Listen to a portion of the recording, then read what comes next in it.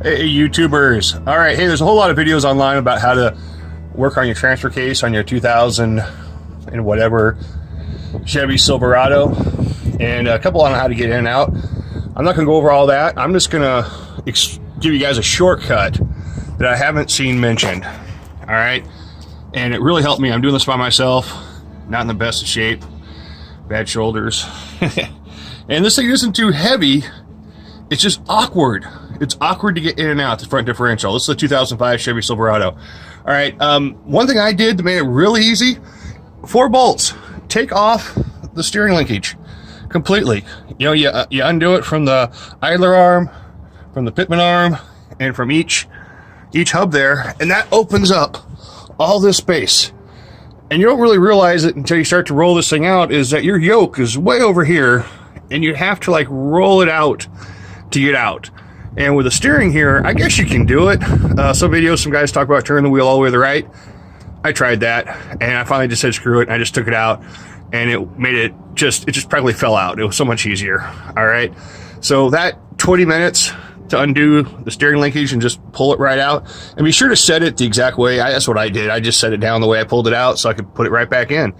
All right, second thing is, when you go to put it back in, I used a floor jack, but you know, it's kind of difficult to get around the backside here to get that bolt in, and the other bolt's way up top here. So if you got a floor jack sitting right here, and this piece is way over here, it's kind of awkward to do it with one person. So what I did is I hooked a bungee cord from way up top, and I hooked it in the bolt hole on the end of the right side axle shaft here. So it just kind of let it, you know, hang fairly high, but because it's a bungee cord, it gave me a lot of room to maneuver this side.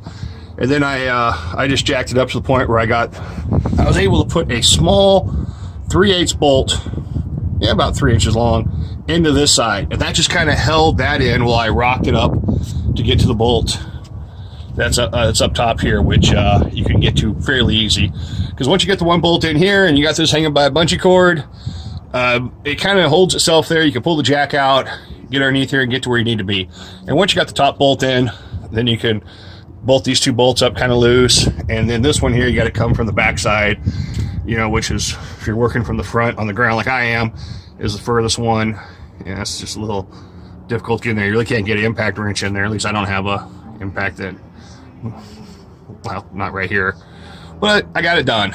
All right, so all those other videos are really great. Show you how to tear it apart, change your seals, all that good stuff. I just thought I would add a little bit of something I tried that seemed to work out really well. All right, most important thing, jack stands, you know, good solid places. I got them underneath the A-arm right here, so the line of the front axles are all how it would be if it was sitting on the ground. All right, now I'm off to doing the oil pan and transfer case seal. But I thought I'd just share this with you. All right, be safe. Oh, and simplify.